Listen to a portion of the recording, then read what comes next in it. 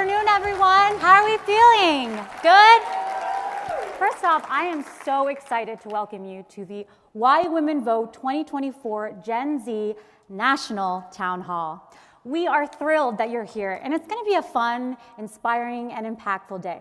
We're going to discuss some of the most pressing challenges that this generation, your generation, is facing today, plus tangible tools on how to make a difference and create the change that you want to see. In these last couple of weeks, I've had a chance to work together with the YWCA team pretty closely, and I've understood a little bit more their mission. And the YWCA has a long history of empowering young leaders like you.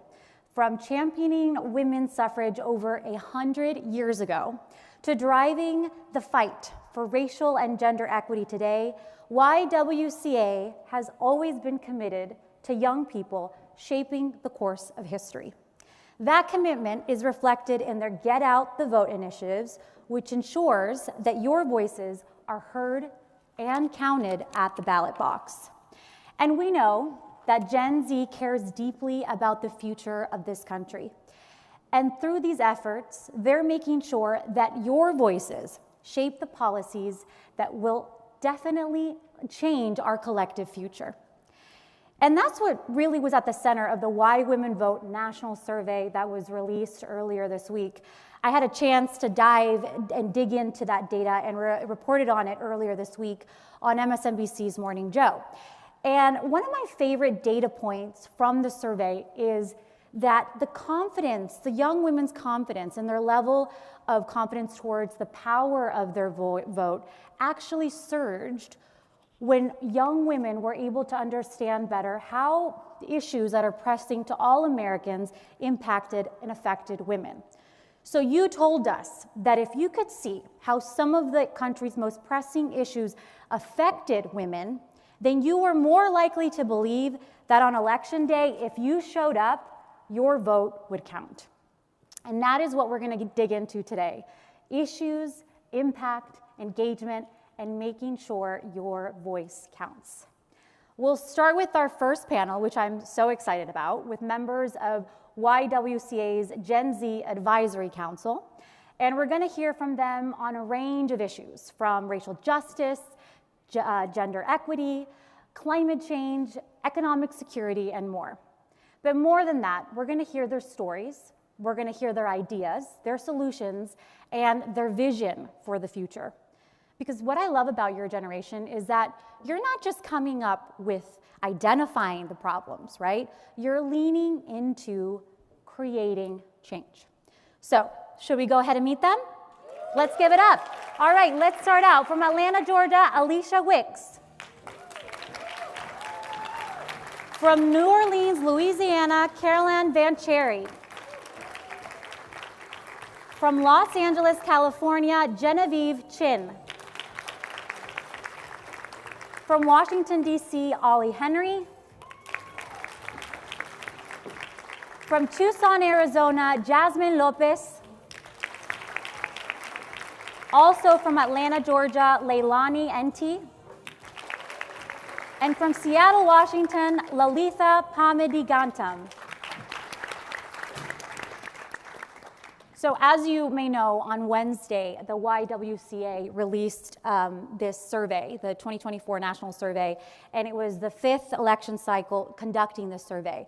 But what I found really interesting is that they expanded the parameters this time to really include the voices of marginalized communities that often don't get added in the discourse.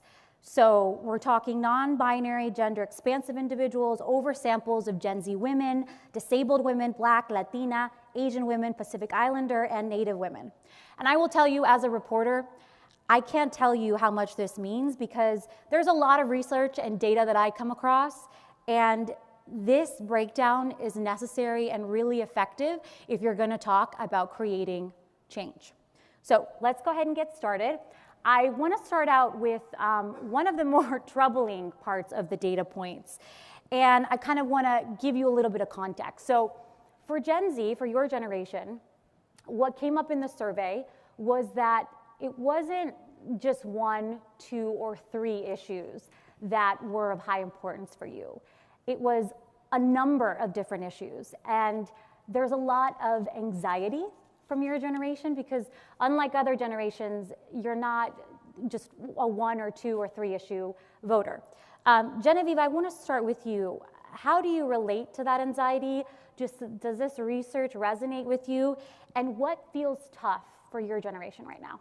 Yeah, I think it's very overwhelming. I know, especially when I talk to other people who are a part of Gen Z, like there's so many different issues that we feel like should have probably been resolved a long time ago, like long before we were even born. And I think that builds a lot way to like apathy. As you mentioned, there's so many issues, it feels very overwhelming, and especially like with everyone being very connected online, you can see all these issues on your phone, on your daily news, and right in your face, even if they're not directly in your community, even though most of the time they are directly into your community. 2 things I see a lot as someone who's like on a large college campus is 2 things. One, there's apathy. Sometimes people are have not had access to like civic engagement. I know, especially where I grew up, it's a large immigrant community. My parents took me out to vote at my elementary school, like when they cast their ballot, so I found memories of that. But I know that's not something I really talked about with like my classmates and my peers and their parents when we grew up. So I think that's a big thing. Like going to a public university in California, it's majority like people of color, so like also trying to determine whether that experience and whether spaces on campus are making more accessibility to have civic engagement conversations. On the flip side, there's another part where people, if they're civically engaged, they feel like their vote doesn't matter. So I live in California, and a common thing to say when the federal election comes around is California's vote doesn't matter because the state is so blue that it's going to go Democrat anyways. Yeah. And I was having a really interesting conversation with Lalitha about how that's, even if your vote doesn't matter because the state's going to turn blue, that's really important for civic engagement on like down the ballot races, because I know a lot of people like will be like, oh, my vote doesn't matter, so why do I have to cast my vote? But also like registering for things like the federal election and being able to vote like down ballot within your local community is so important, and people often forget that amongst all these really important federal issues, there are so many things that are from your state to local government that you also need to like look at and be mindful about because they're so impactful in your daily life. There's so much to think about, and what you just said about social media feeling like a bombardment of so many issues at once. You know, I'm a millennial, so I had a little bit of time where social media didn't consume my life. But I was reading through the report and just thinking about how all of these issues feel like a big stake. I was having anxiety reading through a report. I can feel very daunting. Caroline, I wonder if you have anything to say about that, specifically the great point that Genevieve made about the being online and seeing so much messaging on that end. Yeah, I completely agree, and I think amongst my community and my friends, I've had a very similar experience where it's such an inundation of information that it can easily feel very overwhelming. I think on the flip side, you have the opportunity to see what situations are like in other states and in other countries, which, while it can be really inspiring to see what the state of the world could be in your local community, it can also sometimes even feel more disheartening to see the distance and the progress that needs to be made. So it can be really hard, and I think one of my favorite analogies that I've heard for thinking about this is the idea of closing some of your mental tabs. It's very challenging. You know, your computer's running slow, you have so much open, and you're trying to do everything right. Yeah. But at the end of the day, sometimes it's more effective to focus in, choose what matters most to you, and kind of prioritize those issues day to day. Yeah, that's so well put. Jasmine, what do you have to add about this? What feels tough for you as part of this generation when it comes to having so much issues at stake? For sure. Definitely as a Native woman, I feel split between two worlds because not only do I have to keep up with the primary and local elections, but I have to keep up with my tribal elections. I have to keep up with what's going on with my people, my ancestors, and my land, but also that connects again with the primaries, because to be a Native person is to be a sovereign citizen and to control our government, our bodies, our land.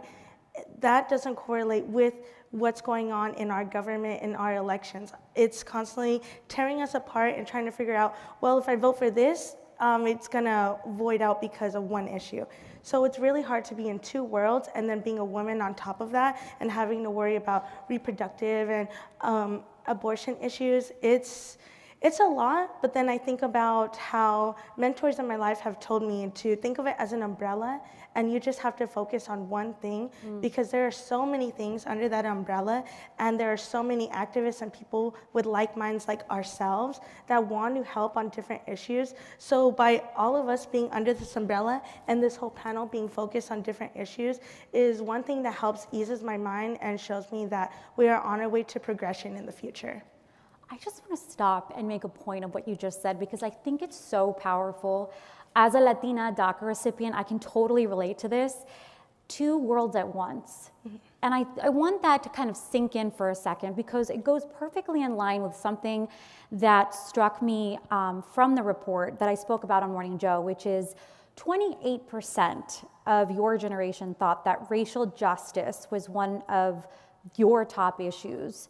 That was 17 percentage points more than my generation. And one of the ways that I sort of analyzed it, and I'd love for you guys, for you all to jump in on this, is racial justice is not one issue. It is the underpinning of all issues. And it goes directly to what you said, Jasmine, of feeling two worlds at once, feeling like you have to be and take care of two worlds at once. Ollie, I'd love to hear what you think. How do you think racial justice plays a role in some of the issues that are important to you? Yeah, racial justice is, as you said, the underpinning of my advocacy and of the advocacy that so many of members of Gen Z care about. And in large part, that's because of the inception of this country. When we think of the founding of the United States, it was a group of predominantly white men establishing a society that worked in their favor, that did not take indigenous lives into consideration, that saw Black people as 3/5 a person. And that has tangible impacts today. That impacts my experience being at a predominantly white institution in college. That impacts my experience walking down the street in Philly, of the ways that people see and perceive me. It impacts the ways that I then go vote. Because all of this is interconnected, because our country, unfortunately, does have untasteful, distasteful, horrific origins. But that does not mean that we cannot move forward. And that is the work that I think everyone on this panel and everyone in this room is doing, of challenging those really horrific origins and practices that the United States is implicated in, continues to replicate today, and move beyond them and reimagine some new ways of existing and relating to each other. Ollie, that is so powerfully said. And I want to touch on your point about moving forward, because where do we go from here, right? Leilani, I know from speaking to you earlier that even the issue of economy, which is the #1 issue on average that is important to all Americans, right? Things like the cost of living have that racial underpinning. And you spoke to me very powerfully about economic justice as a top issue for you. What are you seeing as some solutions? What would you like to see? I think that there's a lot of legislation that gets brushed under the table because of, we as Americans have a plethora of issues that we're concerned about, but we really don't focus on putting pressure on our legislators, putting pressure on those in office to pass legislation that can help with some of this.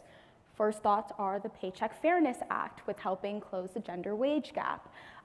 There are solutions, but I think it begins and ends with keeping our elected officials accountable.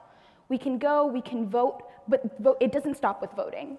It continues as you are in office representing me and what I care about, and I need to continue to push you to stay accountable to the fact that you are here representing me as a person and me and my community. And I think what you just said is a great example to combat the stereotype that you're young, you don't know what you're talking about, right? Because you just brought up a very specific legislation, you're very informed, and that's what I'm seeing across the board from a lot of people in your generation. Lolitha, how do you see racial justice as an important part in your life? Yeah, absolutely. So it's what you were saying earlier about being in two worlds at the same time, right? I am Indian American. My parents immigrated here when I was a baby, and I was naturalized around the age of 7 or 8. And that has informed a lot of how I view the world. It has informed how I think of racial justice, and it has informed me how I learned about racial justice, predominantly from Black and brown women in my community in Columbus, Ohio. And I just want to say that I want to reiterate Ollie's point that we live in a white supremacist settler colonial nation that was founded on the genocide of indigenous people and the enslavement of Black people. And we export that. We export that to countries all over the world, like the current genocide in Gaza. And I want to note that just yesterday or a couple of days ago, there was the murder of Aishinyar Ezegi Aigi, the 26-year-old recent graduate from the University of Washington, where I go to school, where she went to the West Bank to protest illegal occupation and was shot and killed. That is something that I see on my screen on social media. That is something that I feel the pain of every single day because Palestinian Americans are feeling the pain of that every single day. And when I see what happens in other countries as a result of our foreign policy, which is funded by our taxpayer dollars, I look at my hands and I see red. I see red and I cannot see my skin anymore because it is covered in blood.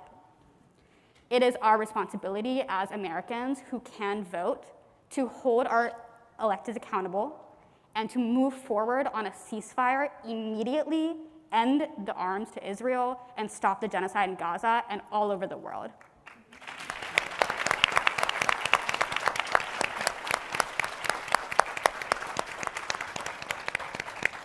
And we're going to get to the Middle East and a little bit more on that in just a second. Alicia, I want to talk to you about some of your views on DEI. I know we talked before how you're very passionate about it. I myself have written a lot and researched a lot about what's happening across the country and all of the funding that's being taken away from DEI programs. And I think, you know, there's so many ways to talk about DEI, right?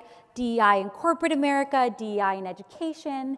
You brought up really good points on how DEI is affecting an issue that is important to you, which is education. Give us a little bit of the reality of what's happening with DEI and how it hits home for you, specifically on the context of education. Sure. So what we're tending to see now are our African American children being stripped of their identities. We're seeing in different states legislation being passed for them to ban books, ban certain curriculum. These children are growing up going to predominantly white institutions and losing a piece of themselves that is very fundamental to them as an individual. And so what we need to do is we need to elect officials who are going to protect our rights, protect who we are as a people, so that way we can pass those things on to our kids and generations to come. We can't erase our history because if we erase our history, history will repeat itself. Erasure. I think a lot of people don't see it that way, right? And I'm glad you brought that up. The lack of DEI, it feels like erasure. That's a great point. I want to encourage anybody here in the panel who has anything else more specifically to say about DEI, because it is such a big and nuanced issue to raise their hand. But Jasmine, I'd love to ask you, how does it look like from your purview? Definitely, I have to add on to what was brought up about erasure of assimilation of culture, because we've seen it already happen with my ancestors and my people. We have lost our language, we have lost culture, we have lost important way of life, and we cannot let that happen again with the Black and brown people of our communities. We have to protect the people, we have to protect our population. And we see it, like we said, in education. We see it back at home in Arizona. We see it in our border, in our land. We see climate issues that indigenous knowledge is disrupted. They do not care that we took care of the land long before and it has been healthy, and now it is stripped of its natural resources, and they don't want to take our education and advice because indigenous knowledge is not scholarly knowledge in colleges and institutions because they're predominantly white. So it's an issue that stems everywhere because we have our borders, that the Border Patrol constantly harasses our people, and that's another thing that goes with DEI, that we need inclusion. We need people like ourselves in positions of power so that way our people are not overran, they are not harassed, and we can be ourselves and all emphasize our cultures and be the nation that we were meant to be and be a blend. Yeah. Alicia, I'll go to you in just a second. I just want to mention something that you made me think of. And, you know, when we think about DEI and the defunding in schools, something struck me when I was reporting in Alabama specifically. There was a school that was predominantly white, and because of DEI funding, they were able to create a Latino community which gave resources to bilingual tours. Okay, I grew up undocumented, and I was the first person of my family to go to college, and I can't imagine the difference it would make for families, especially who are, you know, parents that have never went to school here or not from here. The immense help, just that little program that has bilingual tours, how much of a difference it could make for families like mine and first generation and immigrant families. And that is one example of what it looks like to have a defunding of DEI. Alicia, go ahead. I just want to highlight on what Jasmine's saying. As we can see, every minority group is suffering, and that's a problem. So when you go out and vote, be passionate and have a purpose. You can hold your elected officials accountable. If they say they can't do it, they can do it. We've seen them be flexible when it comes to a certain demographic of races or ethnicity. They can do it for us as well. So don't accept no as the answer. You have to stay on top of them and make sure that they're doing what they're doing and for what is going to benefit us, right? And so make sure that they are being very effective and very efficient. We don't have time to wait. We've been waiting. Yeah. We could talk about DEI. I think could have a whole panel on DEI. But I want to turn to climate change because, of course, climate change has come up one after another poll saying that it's one of the most important issues in your generation. Obviously, a big concern as we near Election Day. But outside of other generations, your generation is like the most concerned and acutely aware of climate change. And Caroline, I want to come to you because you're from Louisiana, which we know is a state that has suffered the brunt from a number of natural disasters. And I would love to know how this issue of climate change hits home for you. Definitely. I think there are a lot of news headlines and all kinds of statistics around the storms and the assets lost and the impact of climate change that's already hitting Louisiana. But really what comes to mind for me is a story from whenever I was moving into college. I went to Louisiana State University, and when I moved in August 2016, there was an unexpected flood that struck the south central part of Louisiana, and it resulted in significant damage across the community as well as delays to our college move-in. And so what this meant was that the first weekends of my college experience were actually spent volunteering in the community, going out, stripping out carpets and sheetrock and insulation from homes that had had feet of water inside, completely unexpectedly, an unnamed storm. And while I was volunteering at this one woman's house, she was an elderly woman, and we were bringing all of this debris out to the front curb, setting it out there, and I saw a book on a piece of furniture that was out at the curb. And I went over and took a look at what this book was, and it was actually her wedding album. And it had been completely destroyed by the water that went into the house. And I think, while of course that's not a multi-million-dollar asset loss, that is real. And people are losing and will continue to lose things that matter to them from climate change. While the impacts are environmental and economic, they are also personal. And I think that we are looking to our leaders to see what is happening, to take it seriously, and to prioritize policies that will support the communities that are dealing with these challenges and avoid further strain on the environment. Yeah. Jasmine, I know that you work with Indigenous communities specifically to get them to register to vote. Tell me how important this issue of climate change is for those communities. For sure. Talking to a lot of youth and getting them actually registered to vote, that's one of the number one things they bring up to me is that, well, why do I have to vote if, one, they're not going to take my vote serious, and two, they say that the world is ending. And I tell them, no, let's take a step back. Let's really think about this because we're living in today. We're living right now. And that vote, that's going to help the vote that you're casting. That's going to happen within the next year. That's going to happen almost immediately in your community. So it is a big issue that they want positive change on climate change. They want politicians to care about us and to care about our community and to care about the personal reasons that the personal value that climate change is causing us to lose. So there are youth, there are people out there that are scared and worried about climate change, and we are looking to you politicians, to you policy change makers to help us, to help our communities, and don't leave us out there wondering, is our vote even gonna matter? Do they even care about the voice I put out there? We're asking for your help, politicians. Yeah. I want to pivot to abortion access, obviously, because it's dominated so much in these last couple of years since the overturning of Roe, and has had an immense impact state by state as we've seen restrictions on reproductive rights. Lalitha, I want to hear if this is an issue that is big enough for you to show up at the polls. Is it your number one issue, number two, number three? Absolutely. I think it absolutely is my top three because I am from Ohio, where our incredible organizers did an amazing job of putting abortion on the ballot and won last year. But it is always, yes, thank you, claps for Ohio. But it is always, always, always on the chopping block, especially in Ohio. And now I live in Washington, which is a safe state. I'm actually on the board of Pro-Choice Washington, and I've been learning a lot about what abortion access looks like in Washington because it's a safe state, and there's an influx of people going to Washington. Abortion clinics are struggling to keep up with the demand, which is a great time to pitch. Please donate to your local abortion clinics. They are really struggling, especially in election years when people donate to much bigger organizations. And it is startling. It is startling to me and scary to me that abortion keeps being hung over our heads. It's either a prize or a threat, and it is neither. It is a sacred right to our own bodies, to our autonomy, and it's not just for women, it's for all people who need access to reproductive health care. All people need it, all people deserve it, and we will not lose it. We won't. Mm-hmm. One way or another, we won't. Leilani, I'd love to hear how this issue hits home for you.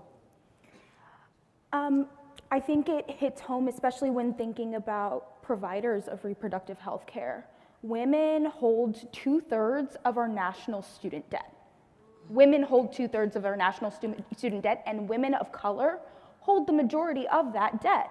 And healthcare providers who are going to school and dedicating their lives to this practice are now being told that they have to choose between their profession and abiding by the ethical promises that they made to their communities. And I think that if we're really deciding that we need to uphold each other as a community, reproductive health care is, as Lalitha said, not just because of abortion access. Everybody needs reproductive health care, and reproductive health providers deserve to practice what they were trained to do.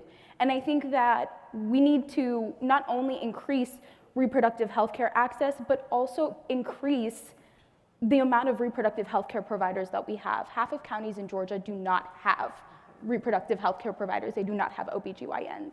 This is a problem. We all need it. We all need to continue pushing for it. And this is a worldwide issue. That is so powerfully said. I did a specific report on Idaho and how much there's an exodus of just general doctors because of the abortion restrictions in the state. Genevieve, did you want to add anything from your perspective about the importance of access to abortion and how important it is for your generation? I think reproductive health is, as everyone has reiterated time and time again, is so important, especially for communities of color that lack access to comprehensive sexual education. In addition to rural communities and people in other states. I think as from a personal stance, I go see an OBGYN because I have unique issues with periods and ovarian issues. And if I lived in another state, I wouldn't be able to do that. But I live in California and I get to have this access to prevent things like getting ovarian cancer. And those are I can't imagine not having that. And I think that's something that is very that a lot of Gen Z understand, and even if they are not someone who are impacted by those issues. Yeah. You're so right, and I think you mentioned, there's a domino effect that has come through all of these restrictions of abortion access, you know, the exodus of general doctors, you know, the difficulties there are now with things like IVF. And it's interesting, you know, your generation gets it. Your generation gets the domino effect. Caroline, you've lived in Texas for the last 4 years. How is it playing out there? Yeah, I think the situation is definitely really challenging, and even as a person who's had the privilege of not being in need of acute medical care or procedures, you know, thinking about it more holistically in terms of reproductive health care and receiving the health care that you need, it's really challenging because I'm thinking to myself now, like, oh, well, my OBGYN, I don't, like, do I align politically with them? And that's something I have to think about, which is, you know, kind of ridiculous and should be unnecessary. And I think additionally, just in terms of general health maintenance, things about like tracking your period and keeping track of things like that are not just about pregnancy or abortion, or it's not even political, right? You're just trying to keep yourself healthy. Now there's this fear that that's going to be used against us. Yeah. And that is frankly heartbreaking, especially in a country that has the worst performance in maternal mortality of any developed country. It is absolutely ridiculous. Again, we could have a whole panel on this specific topic. I have a couple of audience questions that I want to get to in just a bit, but I want to expand it a little bit to access to healthcare, which is also one of the big issues that came up through the research. Ollie, I know you have a personal experience that shows why the access to affordable healthcare is so important. Yeah. So for a good half of my college experience, about a year, little over, I was underinsured. I did not have health care. And specifically as a disabled person, that was extremely difficult. Trying to navigate, okay, what urgent cares can I see? How do I get Medicaid access? Why is Medicaid taking so long? Why are there no providers once I do have Medicaid? I would have had to travel over 2 hours to go see a specialist that I desperately needed to see. That is ridiculous. I was trying to finish my classes. I was trying to graduate as a senior at university, yet I was conflicted with, okay, how do I try to pay these medical bills? How do I try to figure out health care without major parental support? And that was incredibly difficult, and that is an experience that is far too common, especially for Black queer individuals. So getting access to genuine, authentic, gender-affirming services in terms of healthcare is extremely difficult. In DC, there is a wonderful healthcare provider, Whitman Walker. They specialize in queer services, making sure that queer folks have what they need when it comes to healthcare. Their services, unfortunately, because of funding issues, don't have the list of different specialists that as a disabled person I needed access to.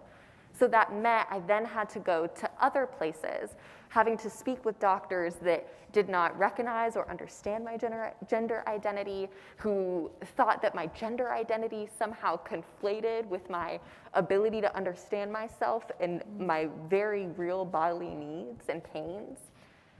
Essentially, doctors, especially when you're perceived as a Black femme to many doctors, they're looking for any reason to dismiss your symptoms. I hear the murmurs in the audience, yeah, like we know this. And it is a real problem because it prevents us from getting the care that we need. I have had multiple family members pass sooner than what they had to because of doctors dismissing pain. Wow. My aunt passed in her 60s because of pain that she felt in her back 10 years prior that the doctors just fully ignored. Came to be that it was actually a tumor. Those sorts of things are completely avoidable if we have doctors that are, one, accessible, two, believe us. When I'm in pain, believe me. When I tell you that I am in pain, I know my body best. Thank you, Ollie, for really giving us a better understanding and the kind of intersections. Because I think a lot of us think, you know, access to healthcare, oh, that's for older generations, right? It's not something that Gen Z is thinking about. But they are, and it's deeply personal for you. You talked a little bit about the solutions and what you'd like to see, but I'd love for you to kind of tell us a little bit more. Is it better training that doctors need specifically in this area?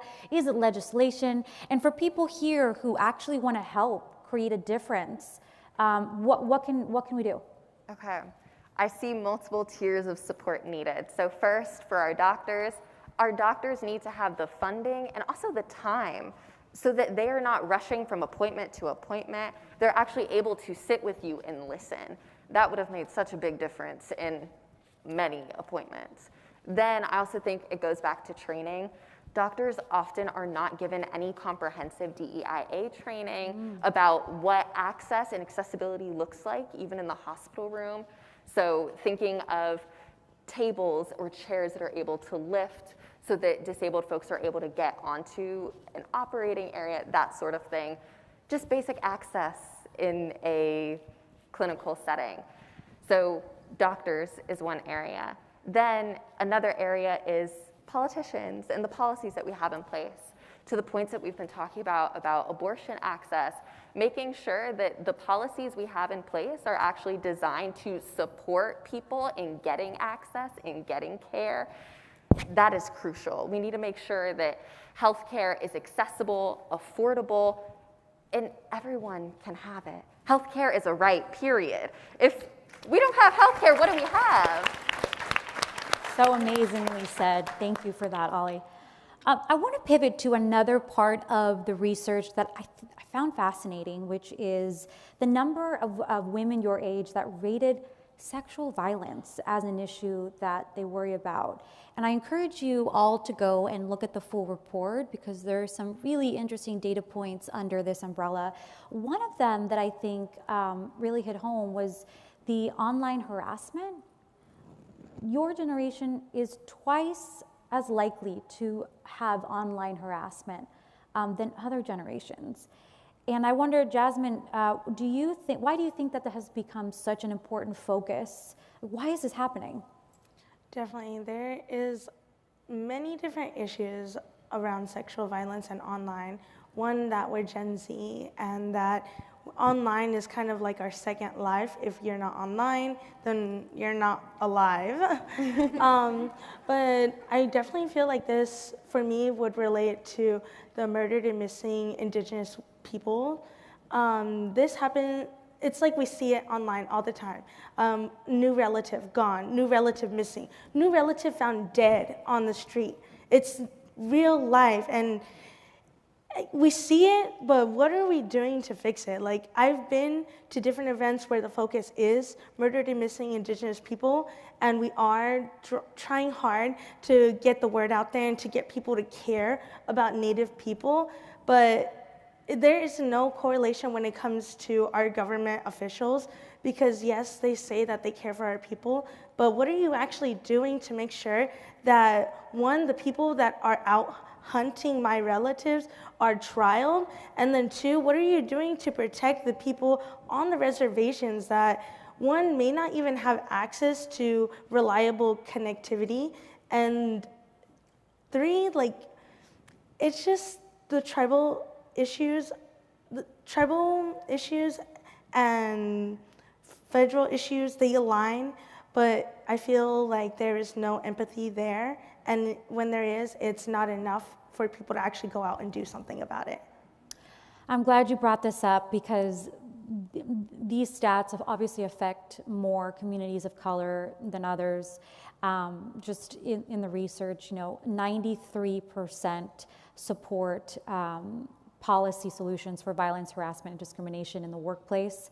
92% support legislation for gender-based violence. Again, things that we don't think about on a day-to-day basis, but specifically for communities of color, these numbers were incredibly high, as you can hear.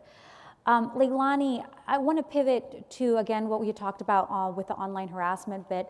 I'm sure you're online, many of you are online. Have you guys thought of any solutions when it comes to creating a safer space online, especially on social? I think that creating a safer space online, and especially in terms of sexual harassment and assault, starts in our schools. especially in the K through 12 space, where really students, part of the reason why they're there is to learn how to interact socially with one another.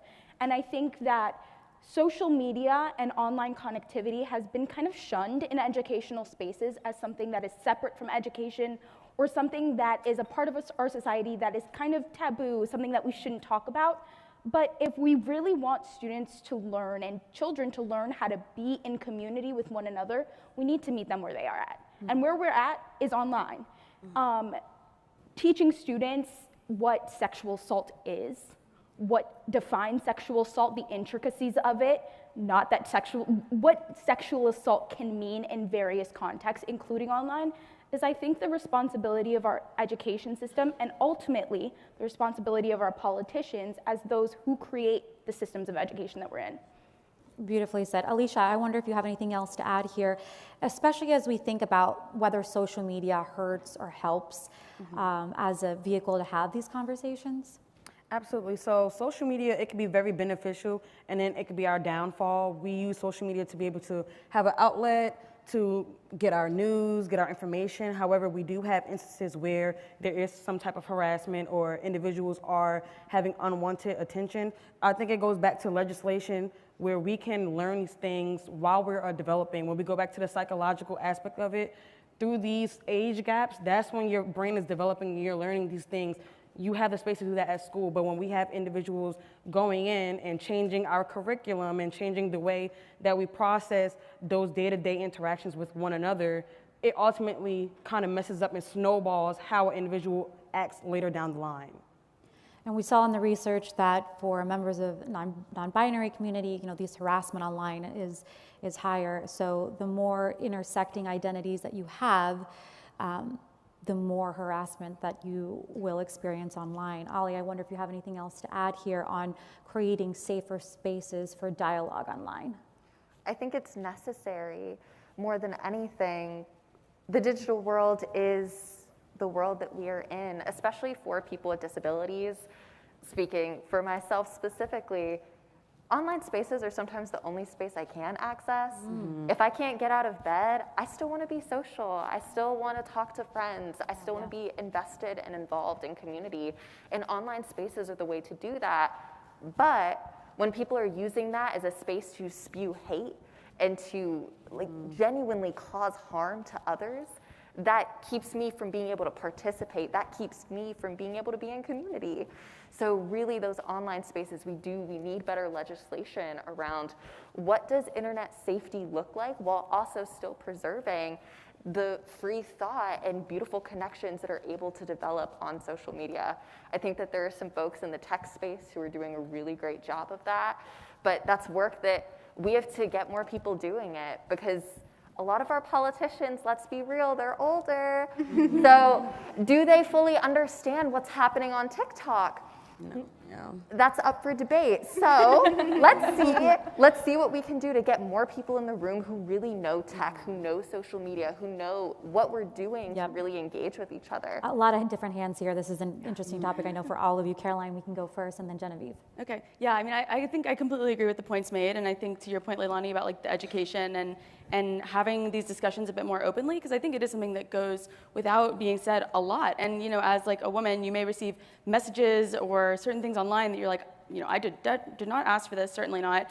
And you don't really know what to do with it. You maybe will joke about it to a friend, and what are your options, right? You report them on Instagram, and that just doesn't really feel like much of a solution. And so I think there's still a lot that needs to be developed in terms of how do we better moderate and educate individuals on how to handle these situations. Let me ask you guys, ask you all about this. Do you think this is a matter for big tech to step in? Is it government that should step in? Who thinks it's big tech that should be the ones making sure across the line that this is secure? Is both an option? Both. Yes, both. There you go, both. Yeah. Genevieve. So I'm a computer science student, and my long goals aspiration is to work in industry and then advise on tech policy. So these are issues really important to me because they're not talked enough, at all. And especially when they impact things like sexual violence, within our society, also child safety. These are really important issues. They come down to multiple things of having tech companies have more inclusive workplaces, like women leave the tech industry in droves. Like even though it's been like more inclusive, now it's been like higher populations of women. It's like even in my degree program, my degree program is only like 30% women. Wow. And then once you get into industry, that diminishes, especially when Absolutely. people become mothers or have other societal obligations that are put upon women. They leave, and that leaves like A, they sometimes leave because of toxic workplaces, or B, it also impacts how like technology is developed if you're only being developed by groups of people who are already like marginalizing other people in their workspace. Yeah, but I think like within that is so important to make sure that like there's a partnership between tech companies and between government. There's been a large question of like, some tech leaders say like government should be regulating us, and then government doesn't do anything. And then I think Ollie made this point, like there are lawmakers that know nothing about technology. Like it always goes back to that really iconic quote where it's like, where Mark Zuckerberg was telling like a senator, like we run ads and that's it. Like, no, that's like not good enough at all. So like this needs to change. I'm glad that this was brought up on this topic because it's something not talked about widely from like a legislative standpoint of like what can big tech do and what can government do, especially when it comes to child safety, when it comes to making sure like free speech is still protected, but people can't just go off on people and like continue to like violate others online. Again, we need a whole panel on this issue. Lalitha, and then Nailani. Yeah, absolutely. So I totally agree with my fellow panelists up here. I did want to point out one thing that it's really, really important when we talk about online safety, that we look at the communities that do it the best. Like, there have been communities online for ages since the internet has begun that have been taking care of their own communities, like in fan spaces and fandom spaces, online forums and communities are full of marginalized, mostly disabled people who have come together to try to keep each other safe. So listening to them, because when we think about the internet, we don't really think about it in terms of like, oh, there are like marginalized corners of the internet, but there are. And we have to think about listening to those voices when we create policies around this, because otherwise we risk censorship. We risk losing free thought. We risk losing a lot of the really amazing parts of the internet that have brought us into this age, into this day.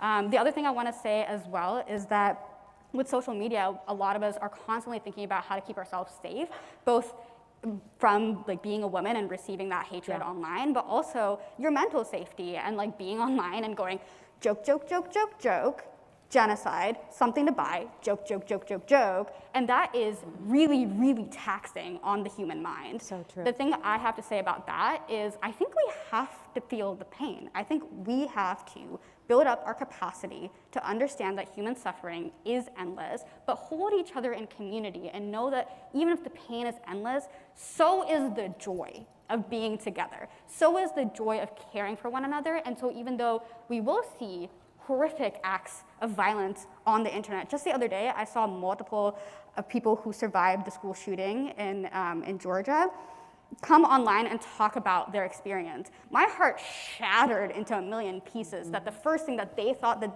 they could do, the only thing that they could do was get online and talk to people online. That's so messed up. But it also teaches us that we are resilient online when we are together online. That's how we protect each other. Such a good point. Leilani?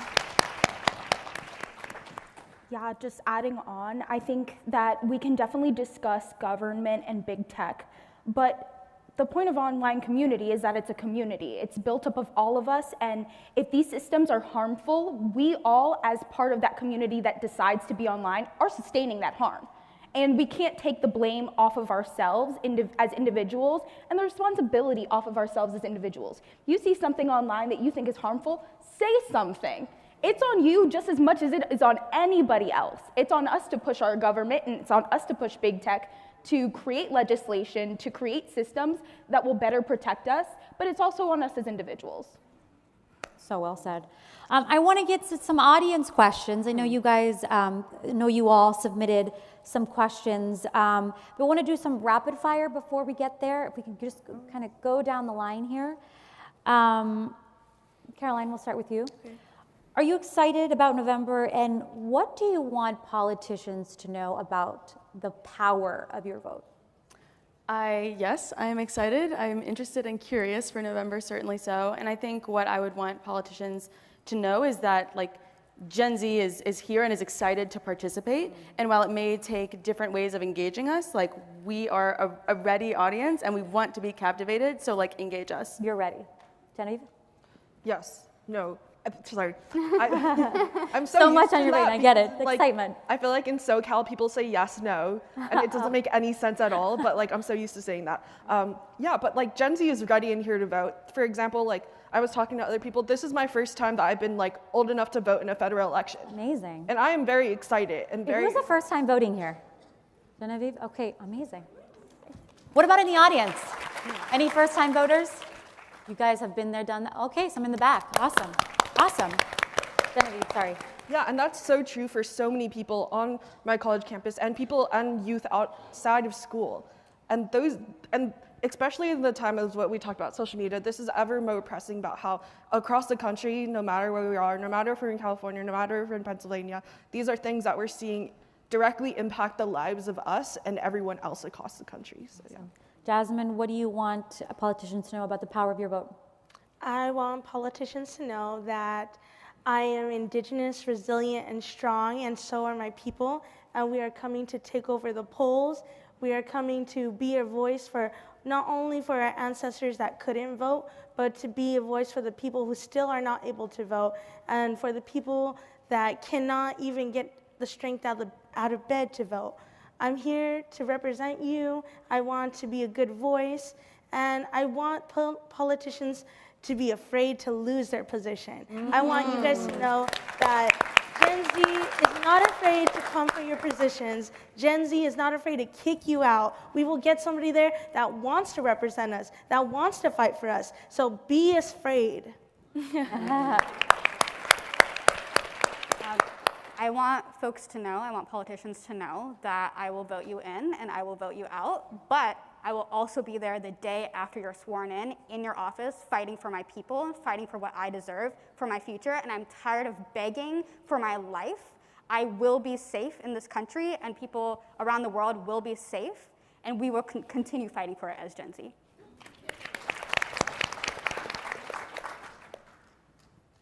Ollie?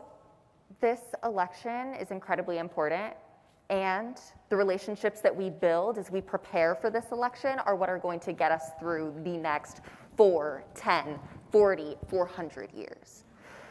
I am thinking about the long-term game here, and when I think of all of the Gen Z folks who are here on this panel, who are here in the audience, who are doing this work, I am so excited for the changes that we will make, because we are not allowing our voices to be silenced. We refuse for politicians to go sit in their seats and not follow up on the promises that they made. We are pushing them, as Lalitha said, to do their jobs. Ilani? Gen Z is resilient. We have proven that time and time and time again. We are resilient, we are hardworking, and if you refuse to do your job to the capacity that we need you to, we will take your job. And we will do that with pride. So, Alicia? Absolutely. My message to politicians are, we are watching. I'm looking at your track record. I'm looking at what you want to do to benefit not only African American women, but women of color, women nationally, globally, locally, in our communities. What are you doing to impact us day to day? And that's very crucial, and that's something that I'm going to stay on top of you on. Okay, one more rapid round before we get to audience questions. Alicia, I'll start with you. In a few words, what do you think is the biggest misconception about your generation? One or two We're not words. educated. That you're not educated. 100% that we're not educated. Ollie? That we're not experts in our own stories. That will give up. That we don't care about what's going on in the world. That we're naive. That we care more about likes than change. Wow, amazing, right? Okay, let's get to some audience questions.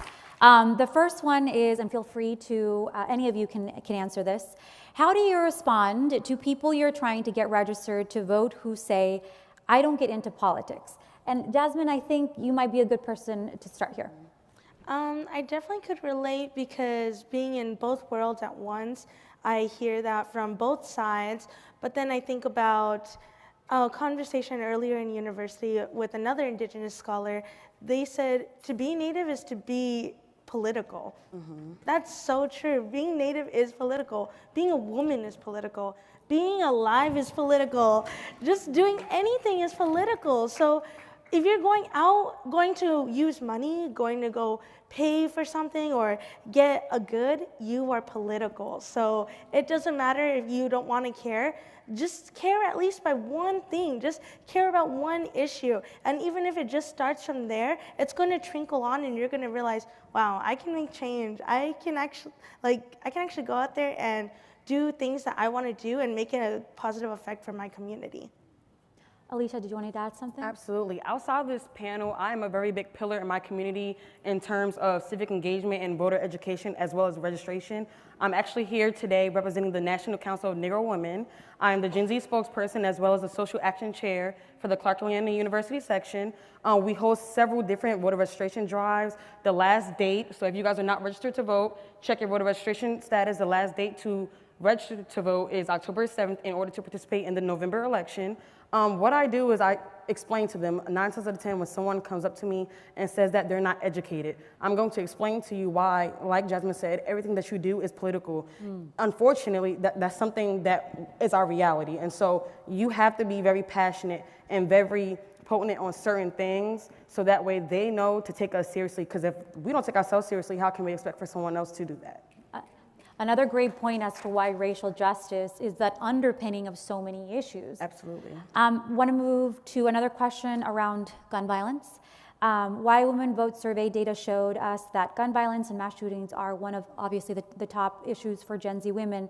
And of course, just this week, our world was rocked again by a school shooting that took the lives of 2 freshmen who were only 14 and 2 teachers.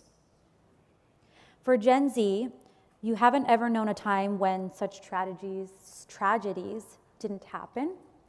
Can you talk to us about how you think what would make a difference and what you want the next president, Congress, governors, and other elected officials to do to make your world safe from gun violence? Who wants to tackle this one first? I think there are so many things, but I think just as a start, right, like making it harder to buy a gun, like that is just like the minimum. And I think, you know, growing up in Louisiana and I lived in Texas the last 4 years, like guns and the culture of guns is certainly very prevalent. And it reminds me of this very specific story, which is that I had the opportunity to spend a year as an exchange student living in Spain. In Spain, guns are not available. They only, like the police and the army and the military have guns. And I was speaking to a friend from Louisiana and talking about my experience. I was 17, and I was talking about walking home late at night by myself. And he said to me, "Oh my gosh, did you feel so unsafe because no one has a gun?" And I was like, no, I feel so safe because no one has a gun. And so I think that like it's so ingrained in the culture of parts of our country. And so there's a big challenge around like changing that and having these conversations with people. Shift, yep. Exactly. But I think like at minimum, in terms of policy, making it more challenging and having, you know, the validations that need to be in place to make sure the guns aren't getting in the hands of incorrect people. And I just want to say the pause that you guys all had, I can imagine, is the exhaustion of hearing that question over and over again. So appreciate you starting us off with that. You want to go ahead and? Yeah, I want to just plus one that because I think that's clearly the only way to at least start making our country safer. I have a very similar story. I actually just got back from India visiting my family, and late at night, it was like 11 or maybe midnight, in our neighborhood there was a residential party for a wedding. It was a residential area, but there was a party for a wedding, and fireworks went off. And I sat up straight in bed thinking that there were gunshots. And I looked over at my dad, and he was like, "That doesn't happen here." And then I went back to sleep, and you know, I was giggling about it with my friend or my cousins the next day. But the truth is that it is so traumatizing that it is always in the back of my mind if I go to a mall, if I go to this conference, if I go anywhere, that I have to look around and look at where the exits are because I want to keep myself safe in the case of a mass shooting. That is the reality that we live with, and we need to make it harder to purchase guns. Genevieve. I think to your point where you're saying like that person was, your friend was like, don't you feel unsafe because there's no guns around? Like, I don't think guns should be the default safety mechanism. So of course in California, everyone drives. There's a big thing about parents teaching their kids, don't get into road rage because that person might have a gun and they might kill you. No one should have to tell their child that you're gonna get shot on a freeway road rage accident. It's happened, I've watched the news like throughout high school, throughout college, seeing that happen. And that's even in California where there are stricter gun laws compared to other states. Like that should not be the status. Right. Thank you all for answering that. I want to go to another question on mental health. Obviously, it's an issue that has emerged as central to Gen Z. On that same vein, 47% of Gen Z said it was central to their identity, and 75% said it was very important for policymakers to address. I mean, what would make a difference here?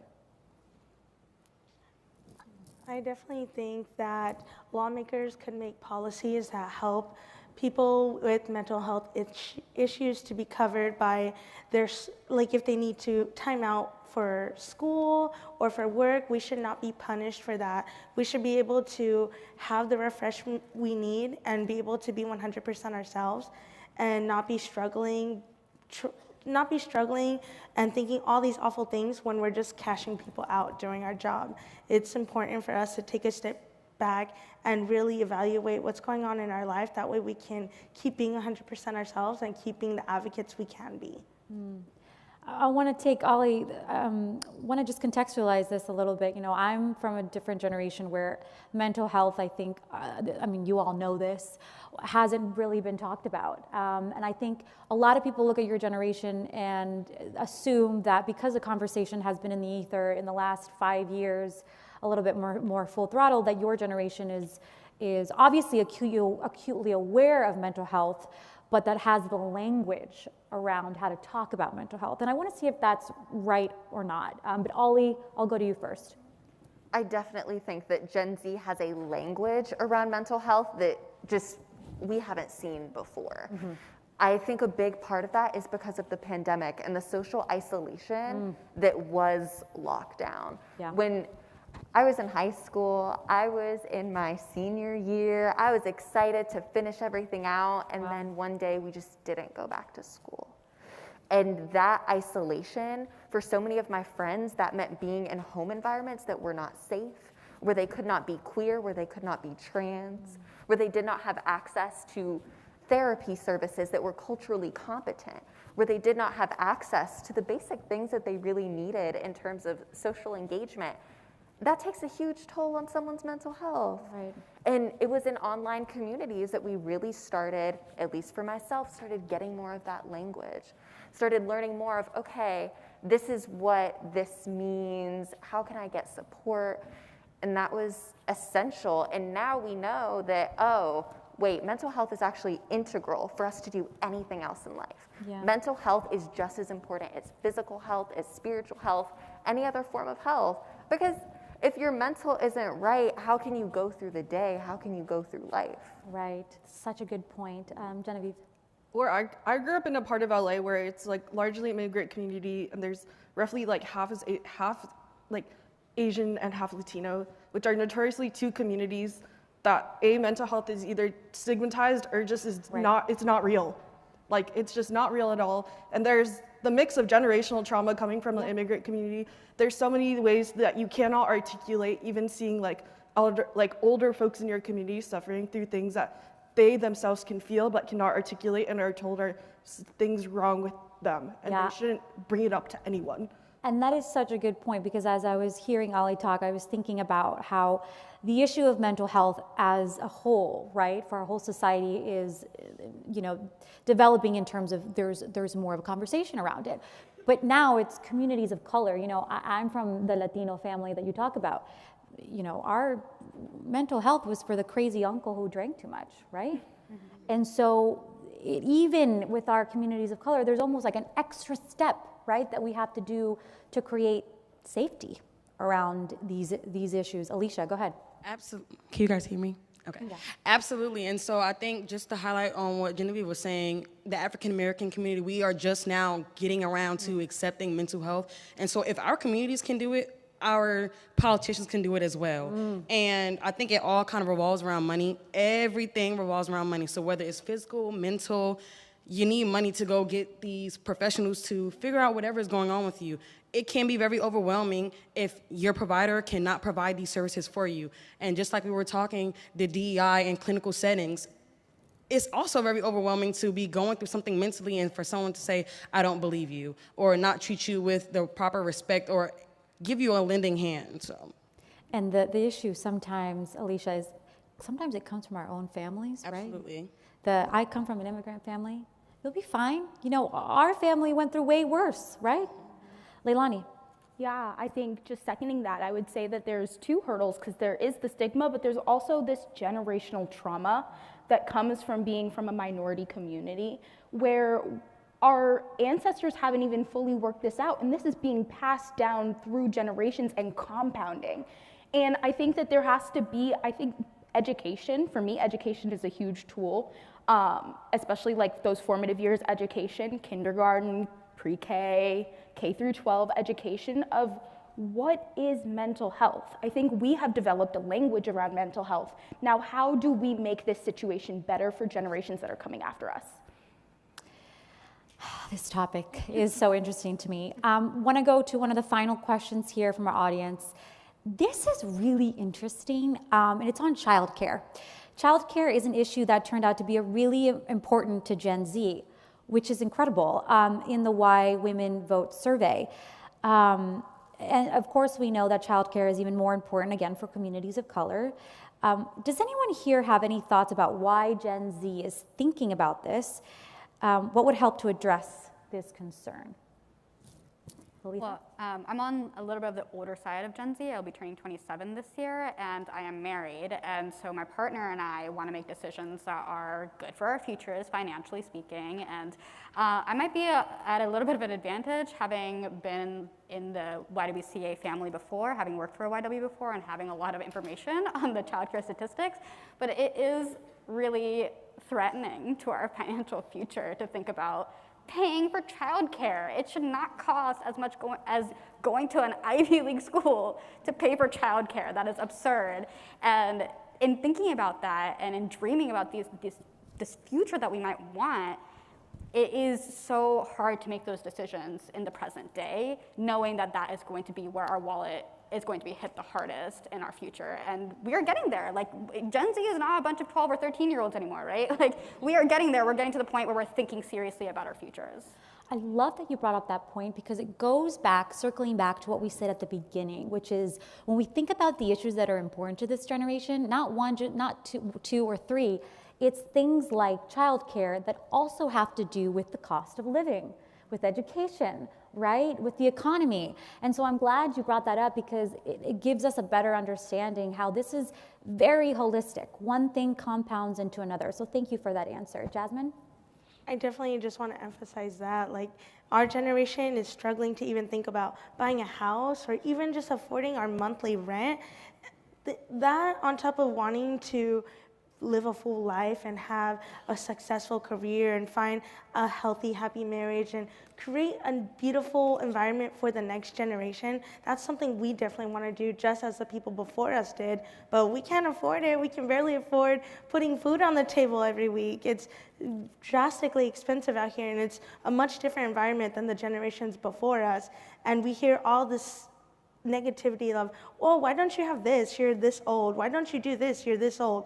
Well, we can't. You grew up in a different time than we did. We are doing what we can because the environment is just completely different these days. Yeah. Childcare is such a big issue, but it wouldn't seem obvious. So thank you for clarifying that. Just a few minutes left of the panel. A question about your need. What is your need for elected officials? Like, I know we talked a lot about so many issues that are important to you, but if there were candidates sitting right in front of here, what do you need? Caroline. I would say that I need... And maybe this is a question about to help you mobilize better. Okay. So what are the resources that you need in order to make your enthusiasm about all of the issues that we talked about that are important to you count? I think I need clear guidance on how to mobilize. Like, what does that look like? Tell me where I live, what does that look like? And there are so many good organizations here that are working to do that. And I think that I need a real commitment that the issues I care about will be acted upon once this person is elected. Genevieve? I agree. I think we need accountability and commitment. And a big thing I was thinking of is that we need politicians who are not just like appeasing to whichever like super PAC has the most money to fund their campaign. It's like we elected you not to just keep like raising money to be elected the next season. We want you to like actually make action now. And that's the reason why we elected you, not so that you can keep fundraising just to get reelected. Jasmine? I need government officials that actually go out into our communities and connect with the community members to see what they actually need, to see what their community needs to be supported, and to see what our students need for them to carry on the next generation. I want policymakers that truly care about the people that they are trying to represent. This is a job interview.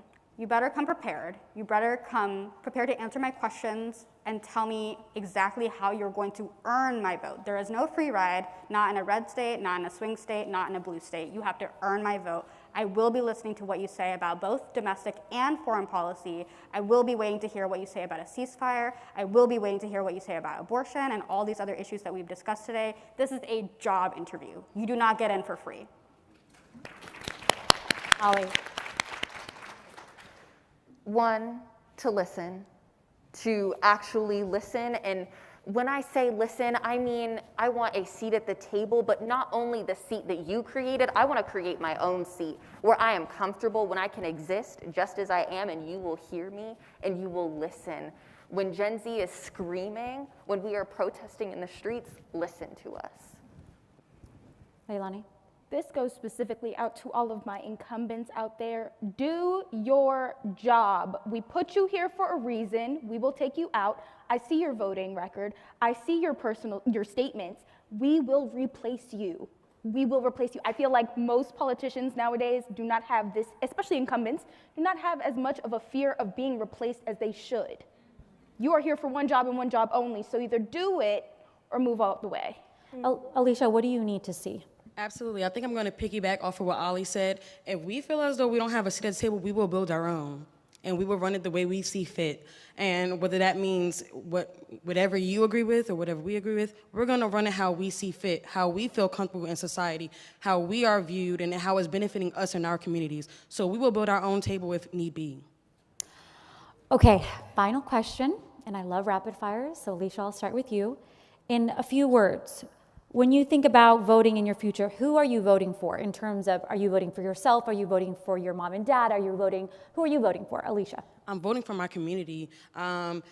Voting rights really hit home for me once I moved down to Atlanta, Georgia. I really was able to see, like, back at home, I saw the surface level issues within our community until I got down in an environment that I wasn't really known in, or that I wasn't really knowledgeable about their issues. But I see that my community is hurting, and it can be because of generational things, but it also can be things that can be fixed within the government. And if that means that I have to run myself, then that's what I'll do.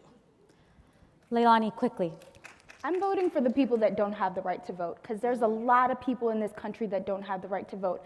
I'm voting for somebody who was incarcerated that no longer has the privilege to vote. I am voting for my relatives that immigrated to this country and do not have citizenship to be able to vote. Holly? I'm voting for my Black trans kin who became ancestors too soon. Letha? I'm voting for the people of Palestine, Sudan, Congo, Bangladesh, India, the rest of the world, and Ohio. I am voting for my ancestors who fought for the right and for the future generations to come. I'm voting for people who are disenfranchised in their own communities.